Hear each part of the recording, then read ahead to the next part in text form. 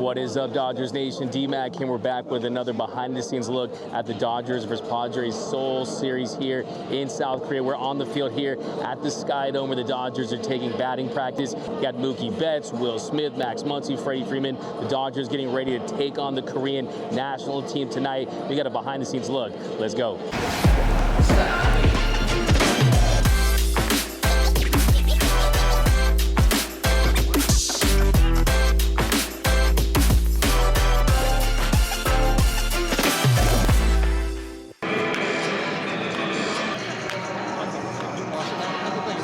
Gavin looks taking some infield here at second. He looks more confident this week. The mechanics are more in sync with the footwork. He's more confident to throw. CT getting some infield work in.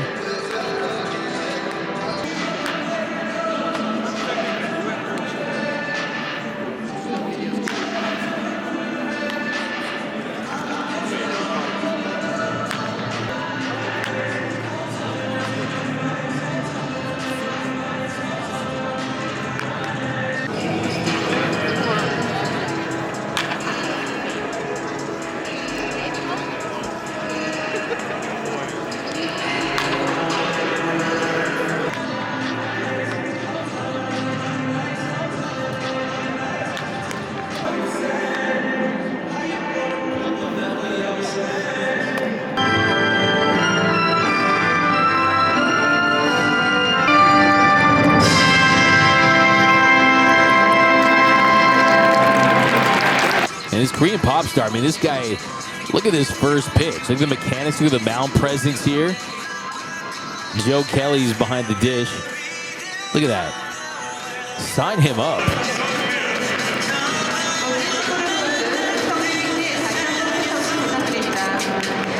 Okay. Sign him up. Bobby Miller. Starting pitcher tonight for the Dodgers, number 28, Bobby Miller.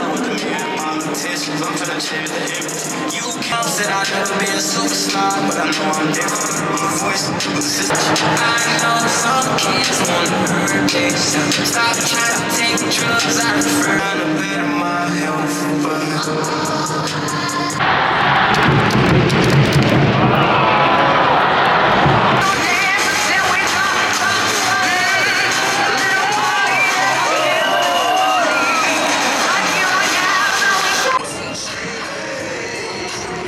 He, of course, has his routine.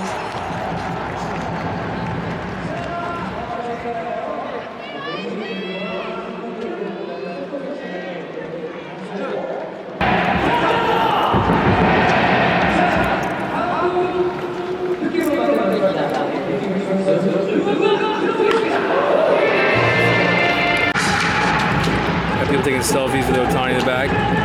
Hey, look at these fans taking selfies with Ohtani. Got Ohtani. Hey, do the same thing. That's why you pay for those seats, right? Get that Shohei Ohtani selfie.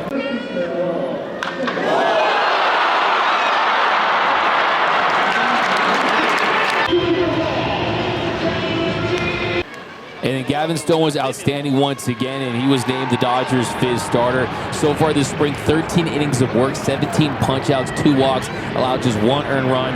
And he talked to us after the game, and he told us that Dave told him that he was the Dodgers' fifth starter. Yeah, Doc told me today that I was going to be the 5th starter, so I'm incredibly thankful for that and the opportunity that they're giving me. Very appreciative, and look forward to taking advantage of it. Yeah, it's awesome. It just goes back to, the work that I put in the offseason, fine-tuning some stuff, gaining some more control, gaining some more confidence, better mound presence, and then you tie all that together, and hopefully it's a good recipe, and hopefully we can ride it all year long. And we need to normalize this. Look at this beer chugging competition here. These two ladies sipping these beers. This needs to happen. Dodger Stadium, bring this back. It's going to be a lot of fun. Do micheladas, do beers. Lady on the left, she just absolutely just destroyed her competition. Here's a look from left field. Got the cameraman. Really nice stadium. I mean, under 17,000, but these fans get loud. cool seats here, almost like the home run seats at Dodger Stadium. Just one row of seating here on these rails. And of course, the Korean section was so lit. These fans.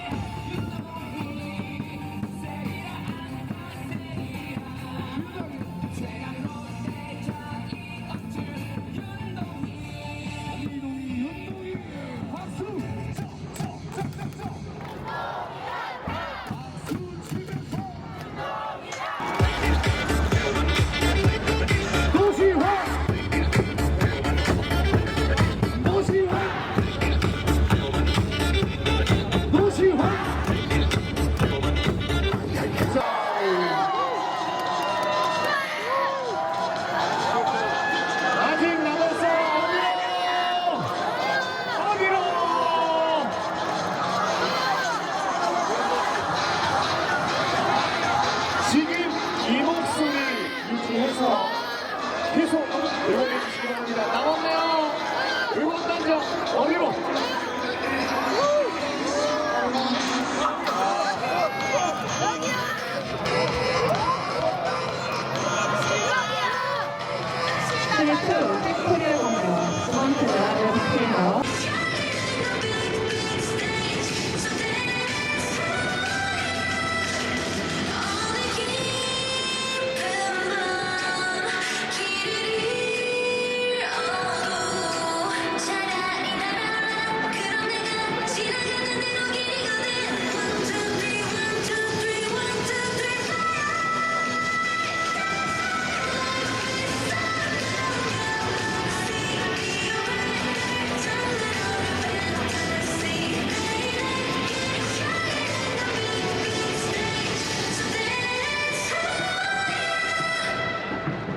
And this is the most popular food here, the shrimp chef. Here's a look at this shrimp.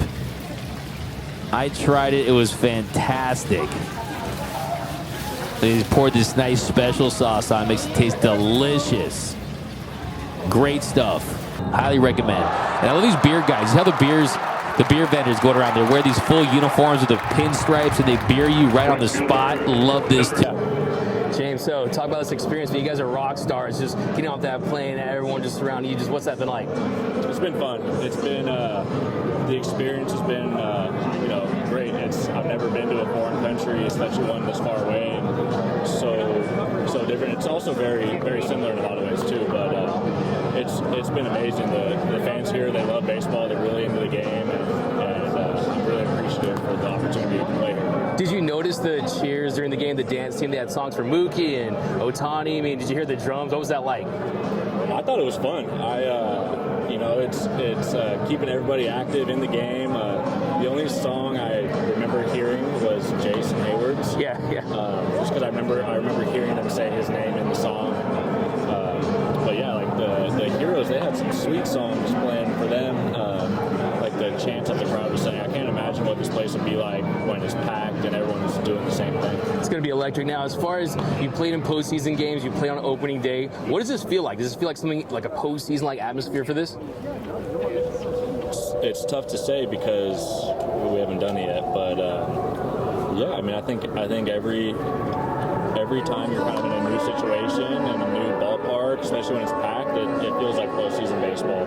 Yeah, and you checked out some of the palaces today. You ate some of the food. What was that like? It was great. I love just kind of exploring and walking around and seeing, just different cultures and different. My favorite thing is just seeing like how like the architecture is a little bit different. Yeah. Than back home. Like the codes for buildings are different, so it's just interesting seeing all of that stuff. How it looks different than back home. Anything stand out as far as something you ate? I had some like candy covered fruit. fruit. It was like, Oh, I had one of those too. strawberries Those and are grapes. fire. Yeah. Yeah. Awesome. Well, James, hey, thank you so much, and have a great season. Looking forward to it, and just go out and keep crushing, James. We're here with Xavier Scruggs. If you don't follow him, definitely follow him. Killer content you see on MLB Network, former player. Xavier, thanks for joining us here at Dodgers Nation. Yeah, thanks for having me. It's obviously an amazing atmosphere. Cool to be out here, and this is a blast. And Xavier, just to explain and just kind of describe the energy that's surrounding this Dodgers team right now. These guys are rock stars. You see the fans reacting. Just what is the energy like surrounding this team? It's actually unreal. Like, as a former player, you don't often get to see this type of energy with these guys. First of all, being out in a different country, but how excited they are, right? I got this chance to talk to Jason Hayward, Mookie. All these guys are just excited about being out here and being able to show up in front of these fans, and such a passionate fan base out here in Korea. So you can tell the energy is live. The atmosphere is going to be great, and the guys seem like really prepared for it. And you've been on big league clubs, and you've been through these kind of experiences. Do you think this kind of almost fast track the bonding and just bringing teams together as far as just being in Korea, this historic series? Absolutely, because guys don't get this type of perspective a lot of times, right? And naturally, with the shortened spring training, you have to come closer as a team, and you got to do it faster. So I think that's what helps, and then also just being able to experience different things before the season actually starts, and then other teams get to experience. So I feel like it should make them a close-knit group. Yeah, as far as this team, you can't win the World Series in March or April, but what do you think that this team can establish early on that can help lead them to a World Series later in October? Yeah, they can establish just that togetherness that we just mentioned, but also the ability to understand kind of how to build, right? How to go one day at a time and continue to get better. This is a team that has World Series aspirations, but they know they got to do it one game at a time. And ultimately, you got to continue to get better at one game at a time, and then be playing your best once it comes down to playoff time or down the stretch. So that's what they need to do. And Xavier, I got your takes on some of these Dodgers issues right now as far as the big talking points, as far as the shortstop spot, right? You move off of Gavin Lux, he transitions back to second. Do you think it's the best thing for this team to have Mookie as their everyday shortstop for an entire season? I do, and the reason why is because I think there has to be some pressure taken off of Gavin Lux. I think that gives him an opportunity to go do his thing at second base, but also if there's a player that I'm trusting to be able to man the position at shortstop, it's going to be probably the most athletic player in the game, right? So Mookie Betts, I'm okay with that, and he thrives off of pressure. If anybody knows anything about Mookie Betts, he thrives off of that. Actually, just talking to him, he was talking about he's got a chip on his shoulder because people believe that he may not be able to do it. So I think that also adds to a little bit of that motivation for him as well. Yeah, Xavier, as a former player, just being a 6-time Gold Glove Award winner in right, moving to second, going to short, this is not normal. Yeah, it's not normal at all, but I think as a fan base of baseball, we should appreciate it, right? And understand that not many guys can do that. And for the Dodgers, a team that spent over $1 billion this offseason, to ask one of their best players to do that tells you a lot about the player that you have. Yeah, and as far as the rotation, you go out there, you sign the top free agent available in Yamamoto, you trade for Glass. Now you still have Bobby Miller. You still have a lot of talent in this rotation, but any questions about the durability of some of these guys? Or do you think they have enough starting pitching to get it done? It definitely has to be a concern, right? Yeah. I mean, you go into the season, you know something happens along the way, and guys have had issues in the past. So now it's just about guys being able to go out there and be the best versions of themselves. You think about Tyler Glass now, his case is a little different because last year it wasn't an arm issue, more of an oblique situation. So hopefully he can give you the innings that you're looking for. Yamamoto, you're excited about him coming over because he can be dominant. But I look for these guys that, even if they may not have the depth that everybody expects, still to be extremely dominant when they go out. If you're the Dodgers, do you make a run at Snell? Why not? You already made a run at everybody else. Yeah, so exactly, right? Get the best that's left. It's not my money, right? Yeah. And lastly here, so you play for managers. I want to just get your take on just the kind of impact a manager can have on a club as far as motivating the guys. I mean, Dave Roberts is someone who doesn't get a lot of credit when they win, gets a lot of blame when they lose. Right. We all know he's a great manager, but what do you think are his strengths and just how big of an impact can a manager have on a player? Yeah, I think it can have a huge impact. I think communication is really important, and that's what Dave Roberts does really well. Really good communicator. Guys have great relationships with him. He continues to build those relationships, but he also trusts those guys. And I think there's an understanding now that, okay, only so much trust can be built until you go out there and win the ultimate World Series, right? So go out there and do what you need to do. He can only motivate to a certain point, then the rest of the guys got to take care of business. Awesome. Well, Xavier, thank you so much. If I get 1,000 likes on this video, maybe I'll get a chain with my initials DM on it because you got the fresh show chain on. But thank you so much for joining us here at Dodger Nation, Xavier. No, thanks, sir. Thanks, man. Appreciate it. Love your stuff, man. Thank you. I appreciate that. You too. Oh, thanks, man. You guys got to take care of business. Awesome. Well, Xavier, thank you so much. If I get 1,000 likes on this video, maybe I'll get a chain with my initials DM on it because you got the fresh show chain on. But thank you so much for joining us here at Dodger Nation, Xavier. No, thanks, sir. Thanks, man. Appreciate it. Love your stuff, man. Thank you. I appreciate that. You too. Oh, thanks, man. We're here with the great John Morosi, MLB insider. Now, John, just talk about the significance of this historic series, the first ever regular season game here in Seoul, Korea. It's remarkable, really, and to your point, historic is the word because it is the first MLB series here, but also because baseball is such a huge part of Korean culture, Korean sports culture. We're not far at all from where they hosted the baseball competition at the 1988 Summer Olympic Games, won by the U.S. Robin Ventura was on that team, Jim Abbott was on that team. KBO, professional baseball here in Korea, is only about 40 years old. And so a moment like this, where Chan-Ho Park is going to be honored, of course, he played for both the Dodgers and the Padres, most notably, of course, for the Dodgers. It's just a celebration of all that Korean baseball has been and is still becoming. And this is a beautiful facility. We've seen amazing fan support for both teams and the Korean national team as well, who of course, the Dodgers play here in a few moments. So it's just been a great experience all the way around. Yeah, when you look at the reception the Dodgers received at the airport with Ohtani and all the fans that were there yesterday, they have their own dance squad and their own cheering section. Have you ever seen a rock star team like this early on in the season? I haven't. This is really a unique experience. You think back more than a decade ago, the Phillies built this rotation for the ages, but they didn't have the same celebrity quality that the Dodgers have. It really is remarkable, and I know on our MLB Network Showcase schedule, we'll see a lot of the Dodgers this season, and I'm excited about that because to be able to tell the story of a team like this, you maybe compare them to some NBA teams in recent years where this collection of superstars, and not just superstars, but to your point, icons of culture. I think it's just a really amazing thing that we'll be able to talk about, that when you have Ohtani, Yamamoto, Mookie, and Freddie arriving to an airport like that and having that sort of welcome, you don't see that for baseball players very often. So this is not just a team, this is a cultural moment that I think all of us who are working in the media have to constantly think about ways to document in unique ways, because this is not something that we have really seen before as an industry. New aces, entire glass now, Yoshinobu Yamamoto. So what are your thoughts on their talent level and what they bring to this team?